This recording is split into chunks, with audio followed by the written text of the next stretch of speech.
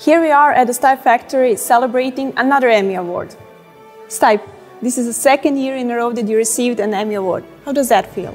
Well, the feeling is amazing. To be recognized for 2 consecutive years is a great honor to me and a big acknowledgement to all of us at StypeKit.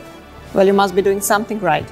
How is this award different from the one you received last year? Last year we received Technical Science and Engineering Emmy Award for our hardware product line, StypeKit RedSpy and Follower. Those are our camera tracking products. While this year the award is for Fox XR multicam set, which is powered by our innovation StypeLand XR, which is our software product line. So this award is for a completely different product line than the one last year? Yes, we are super proud of it. Here we also have Borna Vukorepa, another member of StypeKit team that received an award. Borna, first of all, congratulations. This is your first Emmy. Can you tell us something about your role in this project? Thank you very much. Obviously, this award means a lot to me as well. As StypeLand developer, my main role was to work with Stype and with the team at Fox to transform our ideas into reality and final product. Is there something you're especially proud of on this project? Well, if I had to single out just one thing, I would probably select our XR color matching algorithm, which delivered amazing results. But the fact that we faced so many different technical and engineering challenges and we managed to overcome all of them, that is what makes me feel truly proud about this project.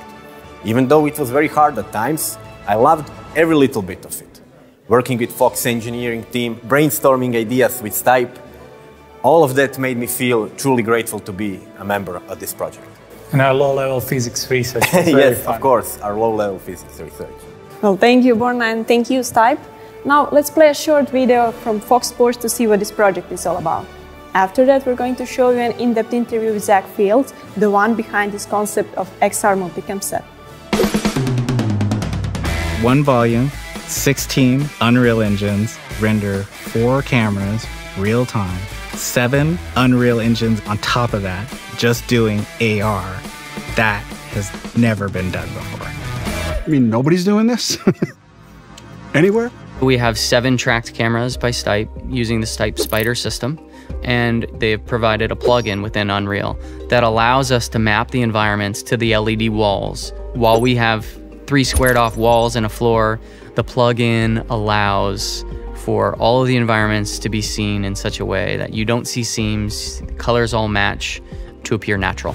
There is definitely that wow factor, walking into a volume and you could switch to another environment within a matter of seconds, just be somewhere else entirely, and it feels real, you're getting the real lighting. I think our talent's so excited. I mean, they see the possibilities, they see the end result, allowing them to kind of interact with XR and AR. That's where we want to go. When we were starting to design the new set, we started to do a little more research, and there was a lot of use being done in episodic. The main one that came to mind was The Mandalorian.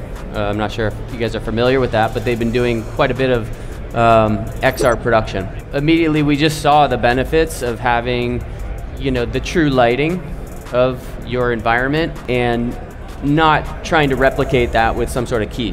When we started, we had about 5 or 6 environments, and it was a lot, because typically what you'll end up doing is you build these really enhanced environments for your talent, your production to interact with, but every one of those is going to have, you know, functionality built in. So, and it's going to continue. I mean, the benefits of this type of production is it's not necessarily limitations of what the system can do. The limitations are more about how much time you have to create it. So you're constantly evolving that content, you're constantly trying to create new ideas, new functionality. You might build an environment and then the functionality within each one of those is going to expand week in and week out. What about the manpower? This LED wall in production, you know, it's a different kind of workflow. How does it affect the amount of people that you require for a production? What's interesting is in the control room has not been a huge impact in terms of manpower. We have pretty much the same amount of people. The difference is really the tools that you use to manage that. So what we've tried to do is keep it really simple. So we have more or less graphical user interfaces that drive the content, versus some in the past driving LED would be more in timeline driven, some more advanced applications. What we're trying to really do is simplify that so that anyone could step into that chair and be able to make sense of the templates. So in the control room, it's relatively the same. The difference really is on the content creation side. One of the big reasons you use Unreal is because the fidelity of the graphics can go so much further than what we were able to do in the past.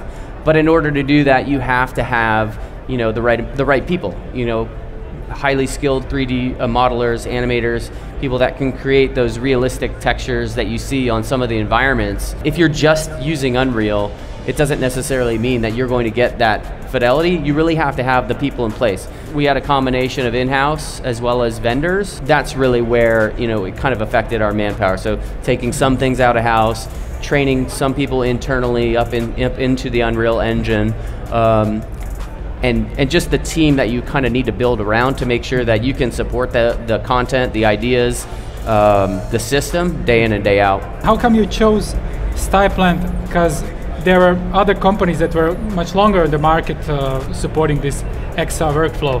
So how did you make a choice? We wanted to build a system that we could grow on, and you know, it seems kind of simple to say like, oh yeah, you want something to future-proof, but it is much easier said than done.